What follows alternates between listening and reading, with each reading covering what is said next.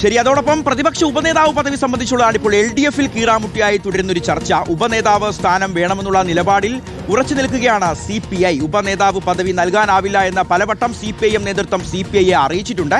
പ്രതിപക്ഷ ഉപനേതാവ് പദവി തന്നില്ല എങ്കിൽ മറ്റു സ്ഥാനങ്ങൾ വേണ്ട എന്നുള്ളതാണ് CPIയുടെ നിലപാട്. LDF നിയമസഭാ കക്ഷി സെക്രട്ടറി വിപ്പ് പദവികൾ ഏറ്റെടുക്കില്ല എന്നും അറിയുന്നു. റഹീസ് റഷീദ് വിവരങ്ങൾ നൽകാനുണ്ട്. റഹീസ്, അപ്പോൾ വലിയ തോൽവി വെറും 35 സീറ്റിലേക്ക് ഒതുങ്ങിപ്പോകുന്നു. 8 സീറ്റ് മാത്രമാണ് CPIയുടെ കൈവശമുള്ളത്. 26 സീറ്റാണ് CPM-നുള്ളത്. അപ്പോൾ പ്രതിപക്ഷ നേതാവായി പിണറായി വിജയൻ വീണ്ടും വരുന്നു. അപ്പോൾ മുൻപുള്ളതുപോലെ 2 സ്ഥാനങ്ങളും ഉപനേതാവ് സ്ഥാനം കൂടി CPM-ന് വിട്ടു നൽകില്ല എന്നുള്ളത് ബിനോയ് വിശ്വം പരസ്യമായി മാധ്യമങ്ങൾക്ക് മുന്നിൽ പ്രതികരിച്ചു. പിന്നീട് അതിലുള്ള അതൃപ്തി LDF കൺവീനർ TP രാമകൃഷ്ണനൊക്കെ പരസ്യമായി പറയുന്നതും നമ്മൾ കേട്ടതാണ്. ഇപ്പോൾ നടക്കുന്നൊരു ചർച്ച എന്താണ്? നിങ്ങൾ ദിവസങ്ങൾ മുന്നോട്ട് പോവുകയാണല്ലോ, എന്തായിരിക്കും അവസാനത്തെ ഒരു ഫോർമുല?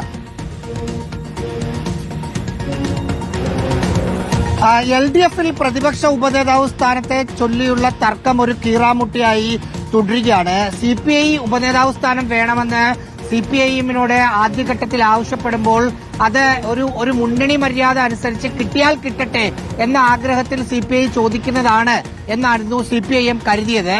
അതുകൊണ്ട് തന്നെ ഉപനേതാവ് സ്ഥാനത്തേക്ക് KN ബാലഗോപാൽ വരട്ടെ എന്ന തീരുമാനം CPIM നേതൃത്വം എടുക്കുകയും ചെയ്തു. പക്ഷേ ഞങ്ങൾ വെറുതെ ചോദിച്ചതല്ല, ആ പദവി കിട്ടിയേ തീരൂ എന്ന നിലപാടിൽ CPI ഉറച്ചു നിൽക്കുകയാണ്. എന്നു മാത്രമല്ല, സംസ്ഥാന സെക്രട്ടറി ബിനോയ് വിശ്വം അത് മാധ്യമങ്ങൾക്ക് മുമ്പിൽ വന്ന് പറയുകയും ചെയ്തു. ഇനി ഉപനേതാവ് സ്ഥാനം തരുന്നില്ലെങ്കിൽ ഞങ്ങൾക്ക് LDF-നകത്ത് നിയമസഭയ്ക്കകത്തെ മറ്റു പദവികളൊന്നും വേണ്ട. അതായത് നിയമസഭാ കക്ഷി സെക്രട്ടറി, ചീഫ് വിപ്പ് പദവികൾ LDF-നുണ്ട്. കഴിഞ്ഞ തവണ ഏറ്റവും അവസാനം പ്രതിപക്ഷത്തിരുന്ന സമയത്ത് സെക്രട്ടറി സ്ഥാനം CPIക്കായിരുന്നു. അന്ന് ചന്ദ്രശേഖരനായിരുന്നു സെക്രട്ടറി ആയിട്ടുണ്ടായിരുന്നത്. ഇപ്പോൾ CPI വിട്ടു നിൽക്കുന്നതുകൊണ്ട്, അതല്ലെങ്കിൽ അവരുടെ പ്രതിഷേധമുള്ളതുകൊണ്ട് സഭ തുടങ്ങി കുറച്ചു ദിവസമായി MLA-മാരുടെ സത്യപ്രതിജ്ഞ കഴിഞ്ഞു, അടുത്ത സെഷനിലേക്ക് കടക്കുകയാണ്. ആ സമയത്ത് പോലും LDF MLA-മാരുടെ പാർലമെന്ററി പാർട്ടി യോഗം ഒരു തവണ പോലും ഈ 35 പേരെയും ഒരുമിച്ചിരുത്താൻ ഇതുവരെ കഴിഞ്ഞിട്ടില്ല. അത് നാളെ ഉണ്ടാകും എന്ന പ്രതീക്ഷയാണ് CPIM നേതൃത്വം നൽകുന്നത്. കിട്ടിയേ തീരൂ എന്ന നിലപാടിൽ CPI ഉറച്ചു നിൽക്കുന്നു. തരില്ല എന്ന് CPIM പറയുന്നു. യെസ്, അതാണ്. അപ്പോൾ റഹീസ് റഷീദാണ് ഈ വാർത്തയുടെ വിവരങ്ങൾ നൽകിയത്. അപ്പോൾ പ്രതിപക്ഷ ഉപ നേതൃസ്ഥാനം വേണമെന്നുള്ള CPIയുടെ ഈ ഒരു കടുംപിടുത്തത്തിന് വഴങ്ങേണ്ടതില്ല എന്നുള്ളതാണ് CPIM-ന്റെ തീരുമാനം. KN ബാലഗോപാലിനെ ഉപനേതാവാക്കാനാണ് CPIM-ന്റെ നീക്കം. അടുത്ത യോഗത്തിൽ CPIM ഈ തീരുമാനം മുന്നണിയെ അറിയിക്കുകയും ചെയ്യും. ഹരിമോഹനുണ്ട്. ഹരി, അപ്പോൾ ഒരു കടുംപിടുത്തത്തിൽ CPI മുന്നോട്ട് പോകുന്നു. അതായത് വെറുമൊരു ചോദ്യമായിരുന്നില്ല, കിട്ടിയേ അടങ്ങൂ, ഇല്ലെങ്കിൽ മറ്റു സ്ഥാനങ്ങളൊന്നും വേണ്ട. അപ്പോൾ ഉറച്ച നിലപാടിൽ CPI തുടർന്നാൽ CPM എന്ത് നിലപാട് സ്വീകരിക്കും? പ്രത്യേകിച്ച് വലിയൊരു തോൽവി, കടുത്ത വിമർശനങ്ങൾ മുന്നണിക്കുള്ളിൽ തന്നെ CPM ഇപ്പോഴത്തെ പ്രതിപക്ഷ നേതാവ് മുൻ മുഖ്യമന്ത്രി പിണറായി വിജയനൊക്കെ കേട്ടുകൊണ്ടിരിക്കുന്ന ഒരു സമയമാണ്. അങ്ങനെ ഒരു കടുംപിടുത്തത്തിൽ ഇപ്പോൾ CPM-നും അങ്ങനെ അധികം ഉറച്ചു മുന്നോട്ട് പോകാൻ കഴിയുമോ?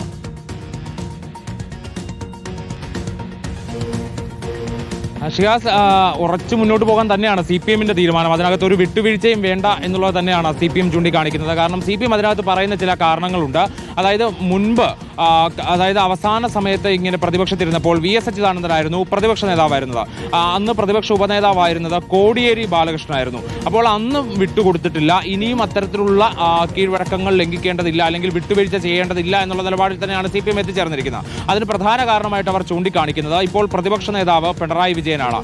അപ്പോൾ അതുകൊണ്ട് തന്നെ ഈ പ്രതിപക്ഷ നേതാവ് ചെന്നെത്തിപ്പെടേണ്ട സ്ഥലങ്ങൾ, അല്ലെങ്കിൽ ഈ വാർത്താ സമ്മേളനങ്ങൾ, ഒപ്പം തന്നെ പല പരിപാടികൾക്കായി പ്രതിപക്ഷ നേതാവിന്റെ പങ്കാളിത്തം ഉറപ്പുവരുത്തേണ്ടതുണ്ട്. അപ്പോൾ അത്തരം സാഹചര്യങ്ങൾക്ക് ചില പരിമിതികൾ ഉണ്ടാവും പിണറായി വിജയൻ പ്രതിപക്ഷ നേതാവാകുമ്പോൾ. അപ്പോൾ അതുകൊണ്ട് ആ റോൾ നിർവഹിക്കാൻ വേണ്ടി ഒരു പ്രതിപക്ഷ ഉപനേതാവിനെ കൂടി CPM-ൽ നിന്ന് വെക്കുക എന്നുള്ളതാണ് ഇപ്പോൾ നിലവിൽ CPM മുന്നോട്ട് വെക്കുന്ന ഒരു കാര്യം. അങ്ങനെയാണെങ്കിൽ പിണറായി വിജയൻ പ്രതിപക്ഷ നേതാവാവുകയും പ്രതിപക്ഷ ഉപനേതാവായി KN ബാലഗോപാൽ വരികയും ചെയ്യും. അതാണ് CPM-ന്റെ ഫോർമുല. അതായത് വിട്ടുവീഴ്ചയില്ലാത്ത ഫോർമുല തന്നെയാണ്. അതിനകത്ത് CPI എത്ര കടുംപിടുത്തം പിടിച്ചാലും ഒരു തരത്തിലും അയേണ്ടതില്ല എന്ന് തന്നെയാണ് CPM ചൂണ്ടിക്കാണിക്കുന്നത്. അതായത് മുൻകാലങ്ങളിലും അത് അങ്ങനെ തന്നെ ആയിരുന്നു എന്നുള്ളതാണ് അവർ ചൂണ്ടിക്കാണിക്കുന്നത്. ഏറ്റവും അവസാനവും VS-ഉം കോടിയേരിയും മുന്നോട്ട് പോയതുപോലെ തന്നെ ഇക്കുറിയും അങ്ങനെ തന്നെ ആവണം എന്നുള്ളതാണ്. അപ്പോൾ ഇനി അടുത്ത യോഗത്തിൽ ഈ CPM ഈ നിലപാട് CPI അറിയിക്കുമെന്നുള്ളതാണ് പ്രധാനപ്പെട്ട കാര്യം. അപ്പോൾ യോഗത്തിൽ വെച്ചുകൊണ്ട് തന്നെ CPI അതിനെ എതിർക്കുമോ, അല്ലെങ്കിൽ CPI എന്തെങ്കിലും ഫോർമുല മുന്നോട്ട് വെക്കുമോ എന്നുള്ളത് വളരെ പ്രധാനപ്പെട്ടതാണ്. എന്നാൽ CPM-നെ സംബന്ധിച്ച് നിലവിൽ അയഞ്ഞു കൊടുക്കാനുള്ള യാതൊരു തരത്തിലുള്ള സാധ്യതയും കാണുന്നില്ല എന്ന് തന്നെയാണ്.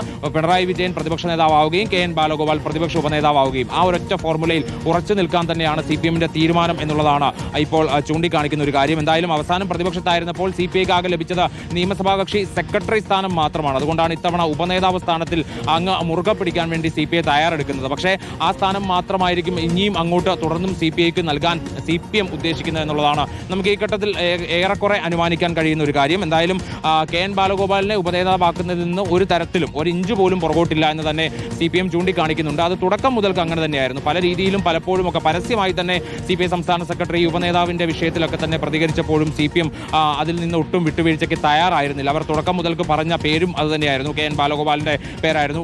ഒരിടയ്ക്ക് പ്രതിപക്ഷ നേതാവ് സ്ഥാനത്തേക്ക് മാത്രമാണ് ചില സംശയങ്ങൾ ഉണ്ടായിരുന്നത്. പിന്നീട് പിണറായി വിജയനാണ് എന്ന് ഉറപ്പിക്കുകയും ചെയ്തു. അതോടുകൂടി പ്രതിപക്ഷ നേതാവ് സ്ഥാനത്തേക്ക് പറഞ്ഞു കേട്ട KN ബാലഗോപാലിന്റെ പേര് പ്രതിപക്ഷ ഉപനേതാവാക്കുകയും ചെയ്തു. അതല്ല എന്നുണ്ടെങ്കിൽ അതിലൊരു പ്രധാന പ്രശ്നമായിട്ട് CPMന്റെ ഉള്ളിൽ തന്നെ വരുന്ന ചർച്ച, പിണറായി വിജയൻ എല്ലാ സ്ഥലങ്ങളിലും എത്തിപ്പെടാൻ കഴിയില്ല. അപ്പോൾ സ്വാഭാവികമായിട്ടും പ്രതിപക്ഷ ഉപനേതാവ് സ്ഥാനത്തിരിക്കുന്നത് ഒരു CPI നേതാവാകുമ്പോൾ അദ്ദേഹത്തിനായിരിക്കും കൂടുതൽ പ്രാധാന്യം ലഭിക്കുക, പ്രാമുഖ്യം ലഭിക്കുക. അപ്പോൾ അത് ഒഴിവാക്കേണ്ടത് CPMനെ സംബന്ധിച്ച് വളരെ ആവശ്യവുമുണ്ട് എന്നുള്ളതാണ് ഈ ഘട്ടത്തിന്റെ ഏറ്റവും വലിയ പ്രത്യേകത. ശരി ഹരി, അപ്പോൾ 2021 വലിയ വിജയം നേടിയ സാഹചര്യമല്ല ഇപ്പോഴുള്ളത്. അന്ന് 99 സീറ്റായിരുന്നു, ഇന്ന് വെറും 35 സീറ്റാണുള്ളത്. പരാജയത്തിന്റെ പടുകുഴിയിലേക്ക് വീണുപോയ രണ്ട് പാർട്ടികളാണ്. പരസ്പരം വലിയ തർക്കമുണ്ട്. പ്രതിപക്ഷ ഉപനേതൃസ്ഥാനം ഞങ്ങൾക്ക് കിട്ടിയേ പറ്റൂ എന്ന് CPI ഉറപ്പിച്ചു പറയുമ്പോൾ വിട്ടുതരാൻ കഴിയില്ല. പ്രതിപക്ഷ നേതൃസ്ഥാനം അതോടൊപ്പം ഉപനേതൃസ്ഥാനവും തങ്ങൾക്ക് തന്നെ വേണമെന്നുള്ള കടുത്ത നിലപാടിൽ CPM തുടരുകയാണ്. പക്ഷെ അപ്പോഴും ഒരു കാര്യമുണ്ട്, നേരത്തെ റഹീസ് പറഞ്ഞ പോലെ തന്നെ 35 പേരുള്ള ഒരു LDFന്റെ പാർലമെന്ററി പാർട്ടി യോഗം ഈ ഒരു തെരഞ്ഞെടുപ്പ് ഫലം വന്ന് ഇത്ര ദിവസം കഴിഞ്ഞിട്ടും ഒന്ന് ഒരുമിച്ചിരുന്നൊരു ചർച്ച നടത്താൻ പോലും ഇവർക്ക് സാധിച്ചിട്ടില്ല എന്നുള്ളതാണ്. അപ്പോൾ തർക്കങ്ങളുണ്ട്. പരിഹാര ഫോർമുല എന്താകുമെന്നുള്ളത് അറിയാൻ കാത്തിരിക്കാം.